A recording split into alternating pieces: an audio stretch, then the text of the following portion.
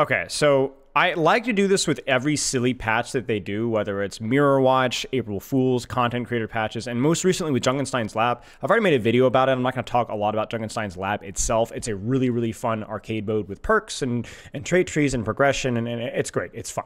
But the real question is, are any of these things that actually deal with some pain points with the characters in the game mode? Like, are there actual things that D.Va gets that might be interesting to try? Now, I'm not for power creep necessarily, especially selective power creep. So obviously, if these things were things that they would want to try, there would have to be compensation nerfs elsewhere.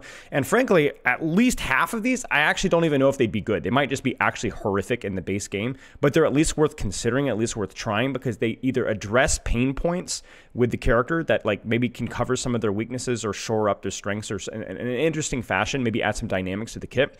Or they're just fun, and they don't necessarily break the character necessarily if there are compensation nerfs elsewhere. So again, I'm not really married to all these. This is just some quick thoughts, and I'm curious to see what you guys think. I'm going to pull this up here. If you guys want to make your own list of things that they should implement in the base game, it's just on the wiki. They have the full list here because they are randomly applied.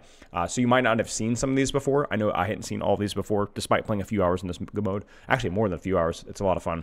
Big one here is Fast Fury. While firing fusion cannons, movement stability is reduced by 50%. Just allows you to continue to pressure without moving quite as slowly. They did this a little bit recently, and I really like the change. I think one of the problems with D.Va is that she's so much slower than a lot of the other dive tanks, and even in brawl situations where she's shooting, she's just not allowed to move much at all. And I think what that ends up happening is that she has a lot of her value front-loaded in her brute armor survivability because of the fact that she can't move as much, especially while she's actively doing damage. So I think that like you could probably reverse or reduce this, and then you could do something like reduce her damage, increase her booster cooldown, something like that, just so she's allowed to actually move while she's doing damage. The pursuit is actually viable. Just something to consider. Again, I don't know if this is good or not, and that's going to be, again, applied to everything here. Booster Bash. While boosters are active, increase quick melee damage by 100%. Again, it's 100% broken, but it's interesting. It's interesting. It would allow for flight combos to be more useful and not just basically boosting for repositioning here. Where's Devouring Matrix here? Enemies within Defense Matrix take 15% increased damage from all sources. Again, could be broken, but it does introduce some nuance in some different situations where you'd use Defense Matrix offensively, which is rarely something that you do all that much. Even to eat target healing is pretty situational, even at a higher level. So I think that this is something that in the 5v5 format could be interesting to try with Defense Matrix to give D.Va more of an initiator value. So I'm all for that. We're going to move on to Ryan. We don't even do every character here because I don't think every character has... Oh, we're going to actually go to Orisa here. But the few characters we're going to skip, and I'll talk about why. Hurried Haunt. Movement speed is increased by 15% while above 50% health. Introduces health management. You know me, guys. I'm always for mobility and movement. I think I tried this one. I loved it. I really, really liked it. It allowed for more backline plays. You would have to obviously nerf for survivability if you did that because it is a pretty interesting buff. Like it allows you to access targets you otherwise wouldn't be able to access. So you need to be able to punish Orisa more. Chilling Blow here. Energy Javelin instantly depletes 50% of augmented fusion drives overheat meter.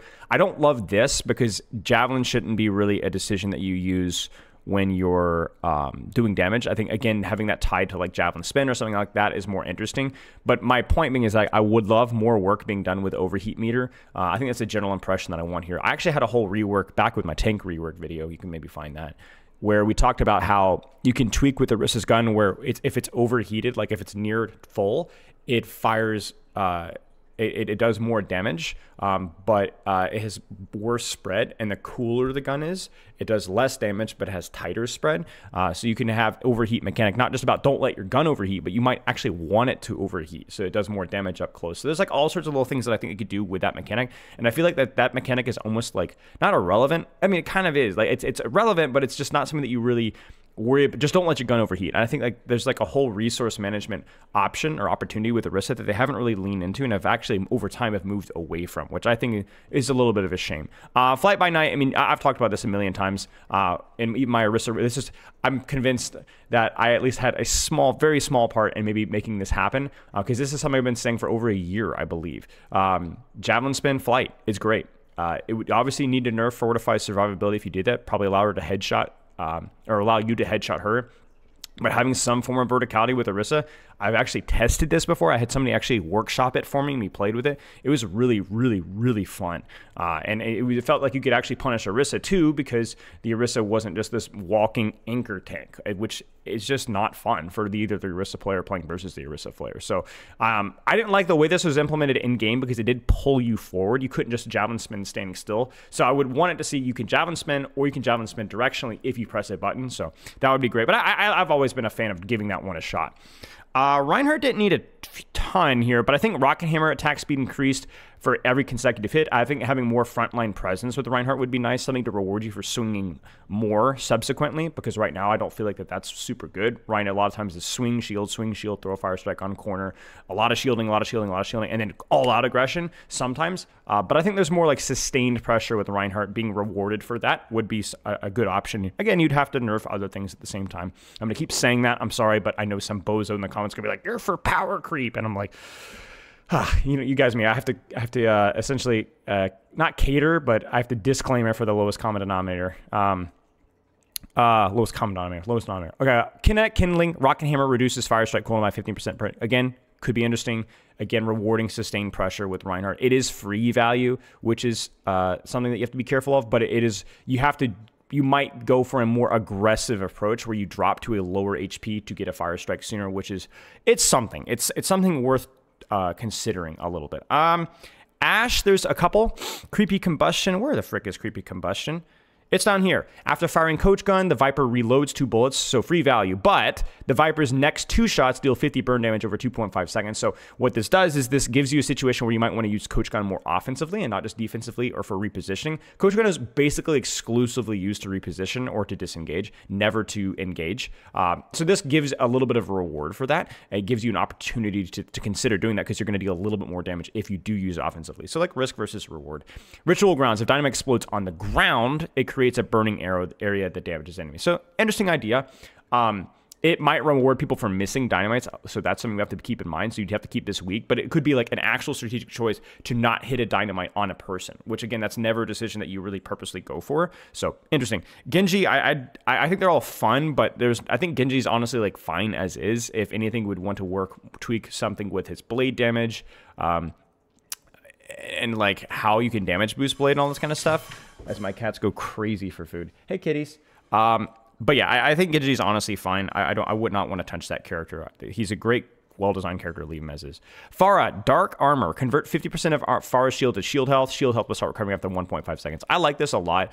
I think keeping, and probably nerf her splash damage if you do this. I think moving Pharah more into the flanker category and less like spamming from like a million miles away. I think she's a lot better post-rework. I know she's still an unpopular character, but I think people in general don't hate her as much as they used to. I think moving this into shield health and a little bit away from splash, just a little bit more, gives her a little bit more self-sufficiency. She doesn't have to worry about mercy. I'm a big fan of this. This is one of my ideas way back prior to her rework, when we did a rework Pharah. So it was something very similar to this. And then legendary here, Haunting Entrance, crouching midair, slams Pharah to the ground, deals 60 damage in a 6-meter radius, and pushes enemies up. Gain 20% fuel for every enemy hit.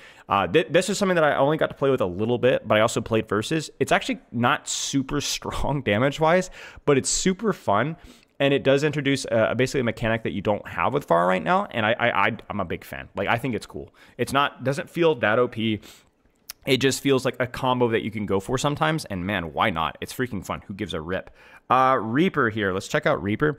Let's see here. Precise Fire, Precise Pain. They've kind of already been doing this, but basically reducing spread, reducing fall off. You need to continue to nerf his damage. You want to keep him a shotgun character, but they've moved him to more like a short to mid-range character, which I like a lot. I think like keeping that identity, maybe not quite to this extent, but like keeping that identity to where he doesn't have to bust tanks, but he's also not totally useless outside of 5 meters is really good. Swift, Shadow Step, cast time reduced. I think this is always fun. Just make the ability more useful. They've, again, continually kind of done stuff like that on live, which is good. Nightshade. Wraith form affects enemies when passing through them, increasing their damage taken by 20% for 3 seconds. So Wraith is exclusively used essentially as a disengage tool, almost exclusively at the higher levels. You can juke like cooldowns with it, but it's always like super, super high risk. I think introducing this gives you a situation where like, okay, it's still extremely high risk, but maybe there's a little bit of reward for going for the more aggressive play, which is really nothing you ever do on live. Wraith Flight gains free flight when active during Wraith form, gain 10% movement speed. I thought this was really silly, but also really fun. And I assume that whenever the Reaper rework is happening, that something similar to this is happening. I just think, again, mobility is fun. Reaper has been so slow, so crappy for so long, outside of just shooting tanks. And right now, I actually think he's quite good because they're leaning more into this kind of stuff, like faster repositioning, a little bit better range. And you can just continue to nerf damage as necessary if you need to. If you give him more options, you can take stuff away. So I had a lot of fun playing Reaper in this mode, despite him being really, really weak, to be honest, because it was just fun to move around a lot. And I think that they were good at that. Now, Soldier 76 here, I've only got a couple here. Spectral Sprint, after sprinting for 3 seconds, ammo is reloaded automatically. I think this is fun. It might be a little bit broken. And then similarly to that, Portable Potion is something similar, basically with your biotic field. Now, you can't do it while you're active, but you can field and then move. I've always been kind of been a stem guy with Soldier. I think allowing him to reposition. Heal Station never really fit with his kit because right now he does reposition. He repositions a lot. So having a static heal field on a long cooldown just doesn't make a lot of sense. You would 100% want to nerf the amount of healing that Biotic Field does if it does become like a stem that you could do on the move, or can heal yourself and then run. But you can nerf the healing and actually use it more situations. Like right now, you get Dove as Soldier, you pretty much always run, unless in your, like, I guess, bronze, because people are just going to hit shots, like, eventually, right? So, like, Heal Station just doesn't really do its job all that much. It hasn't since Overwatch 1, and even then, that was more of a skill check. So, I think that would be something that worth taking a look at here. Okay, let's keep going here. Kiriko. So Kiriko is wildly broken, and I think most of her things was just like a lot of value that I'm a little bit scared of. Frankly, I haven't put a lot of thought into what I feel about Kiriko right now, but one thing I did think was interesting was healing grants 20% attack speed on heal. Now, I'm going to be honest with you guys, I don't like this as this. I think giving free value to whatever you're healing is just going to encourage heal botting, which I don't like, but I like the idea of having Kiriko have something that's a little bit more utility-based. I just don't know how I would implement that. I'm going to be honest with you guys. I actually don't have any ideas here. I don't know if it's you teleport to somebody and that target gets increased attack speed. That might kind of introduce situations where teleporting to somebody is actually kind of worth the risk, right? Like, it encourages her to not just focus on playing for herself and repositioning safe positions. Maybe it's worth the risk to go in aggressively. Like, there's obviously inherent risk there, but now maybe we can actually have an impact on the fight. So I don't like the heal necessarily, but having something that gives the attack speed would be interesting to Kiriko. I think the character is pretty binary in what she does. She holds an angle, she shoots, she disengages, and even when she's not strong, she still feels kind of frustrating to play against. Mercy, couple of things here. Using Angelic Descent, movement speed's increased. I think that's cool. I think anything that can involve Mercy moving around. So Caduceus Staff, previous healing beam targets continue to heal for up to 50 health based on how long they're attached. A lot of healing here, but it encourages Mercy to move around, right? Like, this is the thing that, like, when you talk with Mercy mains, they don't like sitting behind a corner and healing, at least the ones that I've spoken with. They want to move around, but the problem is it's not enough motivation to do so. I think both of these kind of encourage more movement, which is what we'd like. Guardian Angel's cooldown's reduced by 30%. I've heard this repeated by Mercy mains, so I'm just going to parrot it without any original thought of my own. Okay. Surely that's not broken. Death from Above. While in the air, gain 10% increased damage and 15% increased attack speed. Could be fun. Would definitely be broken with Valkyrie, but maybe that's just something we have to cross later. But I think having some reason for Mercy to pull out her pistol occasionally would be fun. Maybe that's just me.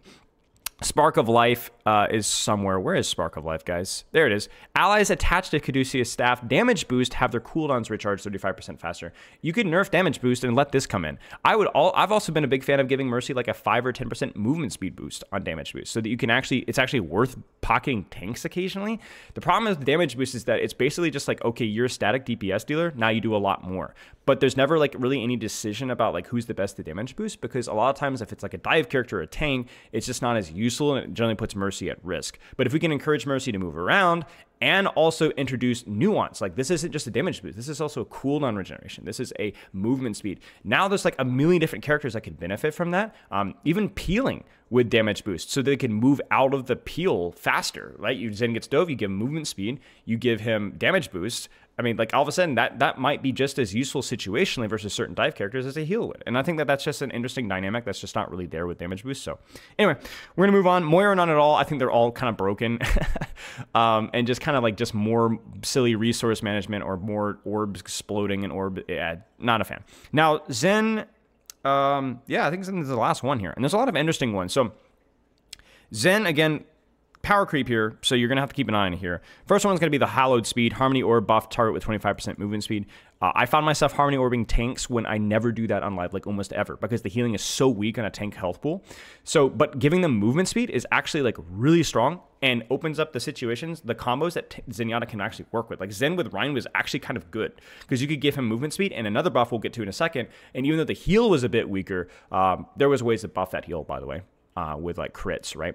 But it was actually really cool. I was a big fan of this one. And the same thing with this one. Players affected by Harmony Orb get more attack speed buff. So again, it introduces some choices about who you Harmony Orb. So at like the higher levels here, and even in the mid levels, honestly, even in bronze, you pretty much just Harmony Orb any aggressive DPS, right? You can Harmony Orb a tank. That's fine. They will benefit some from the healing, but they basically permanently have DPS passive anyway, which means it's a pretty weak heal regardless, before, honestly, even DPS passive. So it's all about like getting that smaller heal on a smaller health pool, so it's effectively more healing, more useful for that target. And I think this could change that. You introduce movement speed, and all of a sudden, you know, Tracer would benefit from movement speed, but man, maybe my Rein would benefit more. Maybe my Zarya would benefit more, right? And I think that that's a very interesting decision here. And then this one, Harmonious, again, major power creep here. Maybe it'd be too clunky for his kit, but I did find like an interesting dynamic with this where I was actually having to think a lot about Harmony Orb management, which was before never something that I'd ever really considered. Harmony Orb management, and I've played Zenyatta to Grandmaster, is pretty simple. You do rotate it occasionally, but you do it as little as possible so that you can basically min-max your damage. It's not all that useful. Discord management is usually a bit more applicable with current Discord. But with this one, I found myself actually sometimes having to think a lot about like who gets Harmony Orb now, who gets Harmony Orb now, not only because I had an additional one, but because they were actually more impactful with the attack speed boost and movement speed boost. So there was a lot of situations where I was rotating Harmony Orbs and not doing damage for a period of time. Now, that's not something you'd want to do for too long, but it is an interesting dynamic that generally wasn't there as much with Zenyatta. So I think there's a lot of cool things here. Most of these are obviously just like, frankly, just silly, just for the fun of things. And I think that keeping it that way for Junkenstein's lab is important. But if we were to ever consider any of these, do we want to try in the base game? There's, you know, a couple that I think would be worth giving a shot. Now, again, to be very clear, I'm not giving my personal stamp of endorsement. This is a good change. I think, again, for probably most of these, I think the answer is it's probably not a good change, but it is probably worth trying. And maybe that's something that we can try in a quick play hack in the future. I have no idea what their plans are in that regard. But yeah, let me know what you guys think. Let me know if I missed any. Let me know if maybe I'm cooking a little too hard with some of these. Again, obviously they're all power creep, almost exclusively, yes. So something would have to go elsewhere, but I'm always for introducing dynamics and for introducing new thought processes, new decisions, and new play styles that otherwise aren't available with a character. See ya.